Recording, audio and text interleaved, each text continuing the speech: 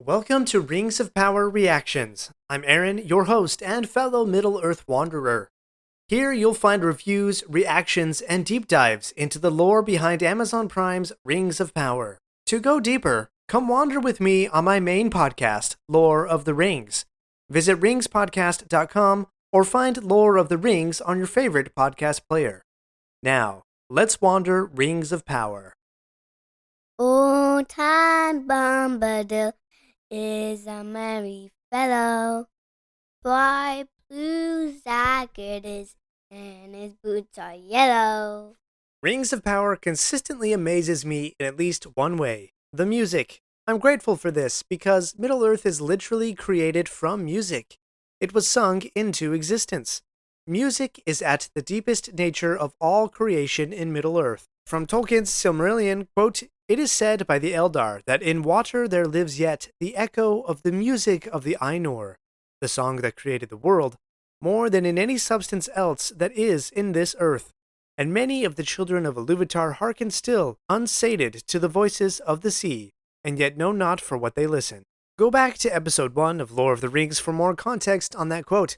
And it's for this exact reason, the creation of the world through music, that we find so many songs and poems in the Lord of the Rings.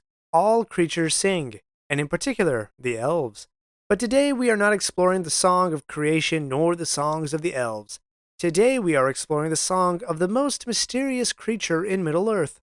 Today we will wander into the lyrics of not one, not two, but 3 songs from the soundtrack of Rings of Power Season 2. All these songs relate in some fashion to Tom Bombadil. We'll explore the song called Old Tom Bombadil, the song about his wife Goldberry called The River Daughter, and a reprise of Old Tom Bombadil, which includes some singing by the stranger. And to finish our wandering today, I'll share a personal story I experienced with one of these songs, if you'll allow it. Before we dig in, I'd like to remind you that if you enjoy this episode, make sure you're subscribed and to leave a 5-star rating and review. If you've been waiting for a compelling episode to share with your best friend, I humbly recommend that this is the one. Tap that share button and invite your friend to wander Middle-earth together with us. Much appreciation to this show's executive producer, The Old One. If you would like to receive an appreciative shout-out, head to ringspodcast.com/donate and find a membership that's right for you. Now, let's wander. First, the inspiration behind why I want to explore these lyrics goes back to a similar breakdown I did a few years ago. That episode explored the lyrics of the song called This Wandering Day, or as the Harfoots call it, the Walking Song, from Season 1 of Rings of Power.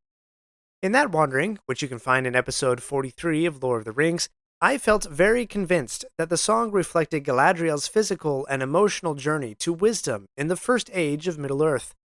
Though we had not yet seen a minute of the new show, and only had the music to go on.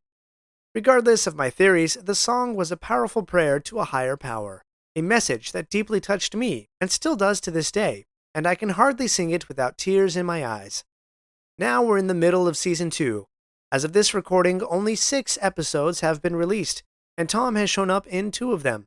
I know I'm behind in reviewing episode 6, but let me say now that my reaction to Tom Bombadil as portrayed in this series is mixed. I think some elements are done really well, but on the whole, Rings of Power has fundamentally misunderstood this character, pretty much in keeping with a lot of my lore reactions to the series. But not these songs, and here's why. With the exception of one line, every word of these songs is entirely Tolkien's own words. To be fully transparent, I did not pick up on that fact when I first listened to them, and it was only in researching this episode that I realized that nearly all of the lyrics came directly from Fellowship of the Ring. Let's dig into the first of the 3, titled Old Tom Bombadil. This song is coupled together from 3 different songs that Tolkien wrote into Fellowship of the Ring. The opening verse, quote, "Now let the song begin, let us sing together," comes from the verse that Goldberry sings at the end of the chapter The Old Forest. At this point, Tom has just saved Frodo, Sam, Pippin, and Merry from the Old Man Willow Tree, and he has invited them to his home for safety.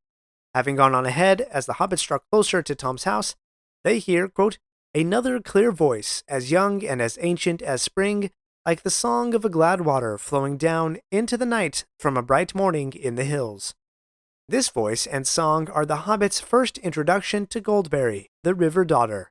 If you followed the Lore of the Rings podcast before I started reviewing the Rings of Power series, you'll remember that we've been taking a slow wandering through these very chapters, and we looked very carefully at Goldberry's voice and what she represents as a character. Go back to episode 162 of Lore of the Rings to refresh your mind on that tale. These lyrics serve as a perfect opening verse to old Tom Bombadil.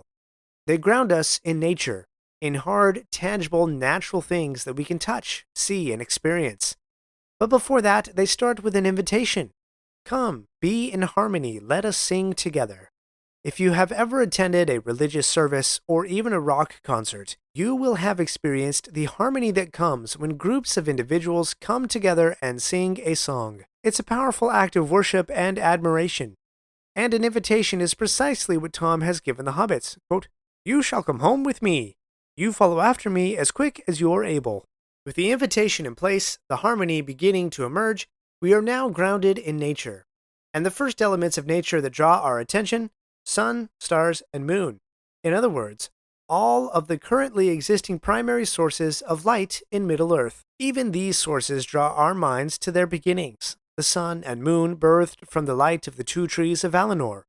Go back to Lore of the Rings episode 2 for that tale.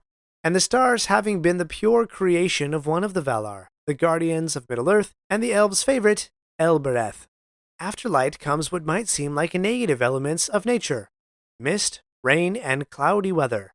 These, however, often appeal to the creative nature inside of us. There's something mysterious about mist and fog, something reflective about rain that plays with our imaginations. Not only that, but mist, rain, and clouds are all forms of water, an element of nature for which Goldberry personifies, along with light. The next few lines focus on very small details of nature that might be missed if we pass by too quickly. Light on the budding leaves, dew on a bird's feather, bells of heather, and even wind on hills. Each of these small things can be taken for granted or go unnoticed. With the exception of wind on the hill, in order to observe these small details, we would have to stop and closely examine the nature that surrounds us. From these lines, we have an invitation to harmony, a recognition of light and the powers that govern Middle-earth, and an intimate observation of the beauty in nature. These are the exact perfect lines to describe Tom and Goldberry, who are the very divine personification of nature. The second verse is a combination of two songs. The first half goes like this, quote, "Old Tom Bombadil is a merry fellow. Bright blue his jacket is, and his boots are yellow." This is a line that Tom sings about himself, even repeatedly. When the hobbits stay at Tom's house, they are waylaid by a rainy day, or as Tom calls it, quote, "Goldberry's washing day." Tom has chores to do around the house and sings constantly, and often returns to that very line, usually accompanied by, quote, "Many a dairy doll and a merry doll and a ring-a-ding-dillo." The second half of this verse goes like this, quote, "Reeds by the shady pool, lilies on the water, old Tom Bombadil and the river daughter." These lines are from the song that the hobbits hear from Goldberry as they follow on the path to the house. Note in these lines the focus on simple, yet beautiful, natural creations: reeds by a shady pool and water lilies. When the hobbits first meet Tom, he is carrying lilies back from the water pool where he first met Goldberry centuries earlier.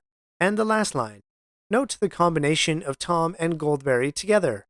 These two are the perfect blending of opposites, the harmony that comes when diverging interests converge. In Fellowship, you'll find many examples of this blending, but I find it best articulated this way. As Tom and Goldberry prepare dinner for the hobbits, their opposite natures are highlighted, quote, "Yet in some fashion they seemed to weave a single dance, neither hindering the other, in and out of the room, and round about the table." Okay, so far we have an invitation to unity and harmony, deep understanding of nature, and the blending of opposites. Let's keep going. The main chorus of this song is repeated 3 times. These lines are actually sung not by Tom or Goldberry, but by Frodo Baggins. When he first meets Goldberry, he is so overcome with marvel and so enchanted by her that he breaks forth singing these words, quote, "O slender as a willow wand, O clearer than clear water, O reed by the living pool, fair river daughter, O springtime and summertime and spring again after, O wind on the waterfall and the leaves' laughter." When he realizes what he's doing, he suddenly stops short, quote, overcome with surprise to hear himself saying such things. But as the song hints at, Goldberry simply laughs and accepts the compliments. What catches my interest here is that these words are about Goldberry, not Tom, and yet this song is called Old Tom Bombadil. Goldberry is the slender willow wand, she is the reed by the living pool, she is the river daughter. She brings spring and summer and then spring, while Tom is more closely associated with autumn, if you read these chapters carefully. So why emphasize Goldberry so much in a song supposedly about Tom Bombadil? Here's one theory. Because Tom cannot be understood on his own.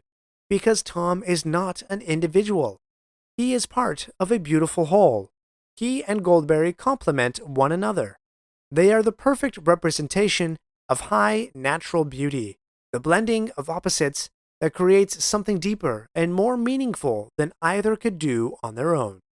Go back to episode 163 of Lord of the Rings to explore this idea further.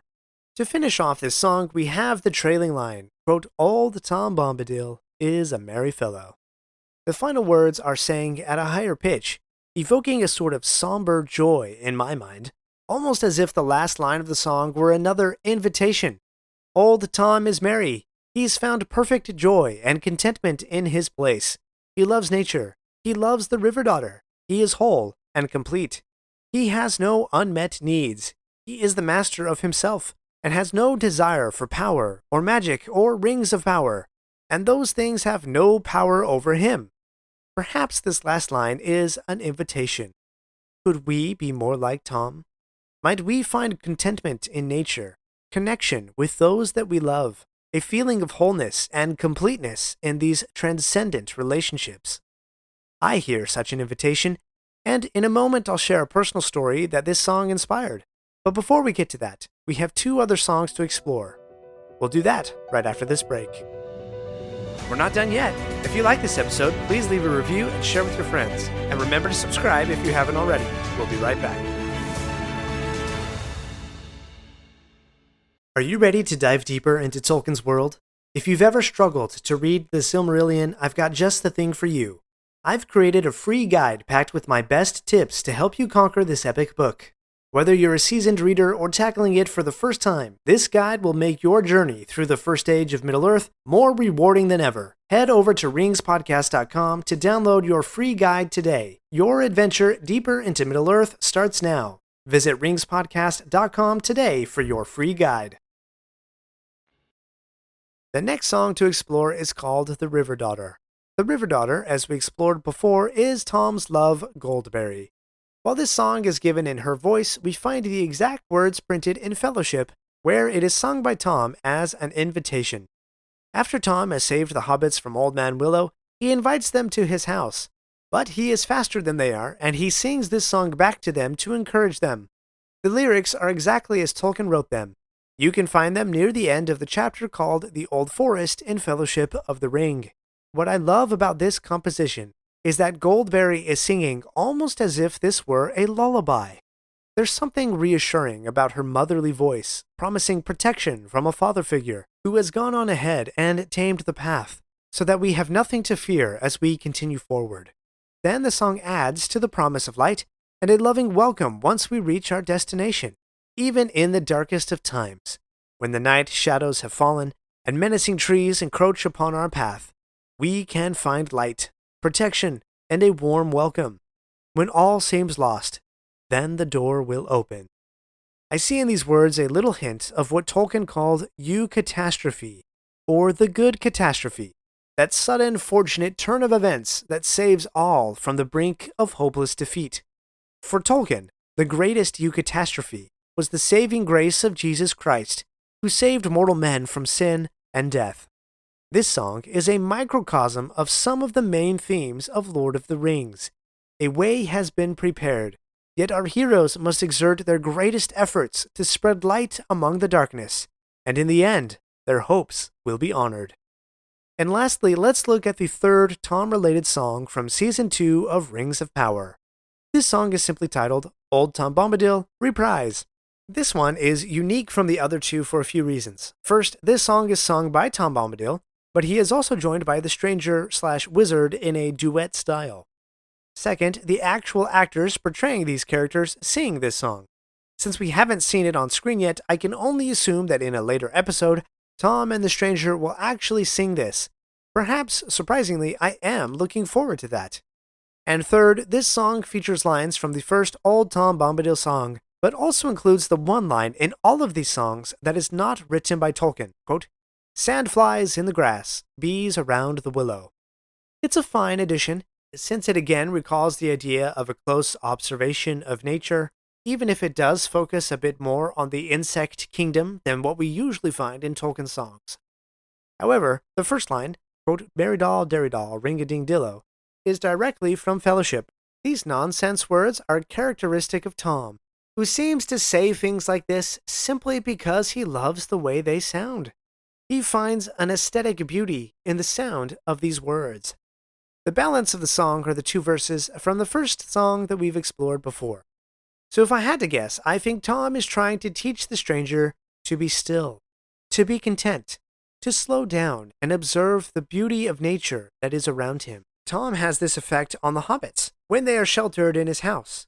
He tells them many tales, especially of nature. Quote, "He told them tales of bees and flowers, the ways of trees.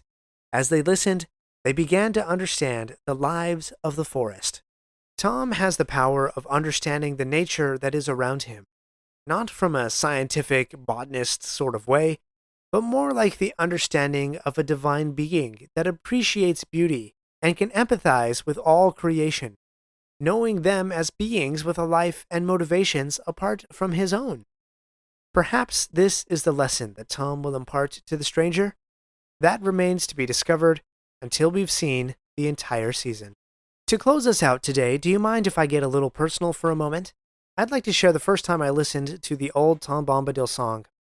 I sat in my office on a Sunday afternoon. I don't recall a real reason, but I felt compelled to pull up the music for the new season of Rings of Power.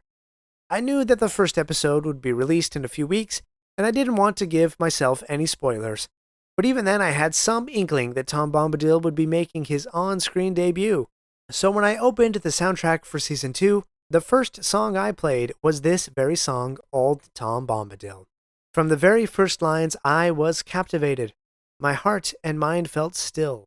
My eyes caught the passing of some white clouds, floating through the yellow of the late afternoon sunshine. Something inside me was moved in connection to the nature of this beautiful world. But that wasn't the most touching insight from this experience. Within a minute or two of starting this song, my 5-year-old daughter wandered into my office. I know not what chaos or playful distractions she left behind, but she simply asked me, "What are you listening to?" I replied, "Old Tom Bombadil. Want to listen with me?" She answered not with words, but by climbing into my lap and curling up into my shoulder. My fingers pulled through her golden hair as we absorbed the lyrics. Before long, both she and I started to pick up on the chorus. Old Tom Bombadil is a merry fellow. Bright blue his jacket is, and his boots are yellow. We took turns singing the lines, trading every few words. Since that golden moment, we've shared a little duet many times. I call out, "Old Tom Bombadil," and she responds, "Is a merry fellow." And you've probably figured this out by now, but it was her singing that very line at the beginning of this episode. I hope you don't mind me sharing this with you, and I can already hear the comments and negative reviews coming after me. But to me, this is the very deep purpose of J.R.R. Tolkien's world and works. To connect each of us to those things that truly, deeply matter. To move us, to transcend us to a deeper, higher way of thinking and feeling. Or as Tolkien himself once articulated it, quote, "Possessing, if I could achieve it, the fair, elusive beauty that some call Celtic. It should be high, purged of the gross, and fit for the more adult mind of a land long now steeped in poetry." We could parse that quote down in many different ways. For me today, I find that elusive beauty in Middle-earth, and I especially experience that beauty as I share Middle-earth with those I love most, like my golden-haired daughter, as we sing Old Tom Bombadil together on a sunny afternoon. So I say cheers and well done to the crafters of this magnificent song, Bear McCreary for the composition, Rufus Wainwright for the performance, and mostly to J.R.R. Tolkien for the beauty that he shared with you and I. Thank you for wandering Middle-earth with me and my daughter today. My friends, if you enjoyed this episode, let me know by subscribing, leaving a review, and sharing with your friends. Follow me on Facebook or Instagram at Lore of the Rings Podcast. For feedback on the show, please email me using the link in the show notes. Until next Thursday, remember, not all those who wander are lost. For the price of a half pint, your pint will overflow. Tolkien fans, are you ready for the ultimate review of Rings of Power Season 2? Join me and fellow hosts from Captain's Pod, Lorehounds, and Rings and Rituals for a 2-hour live stream event where we will dive deep into Amazon's Rings of Power Season 2.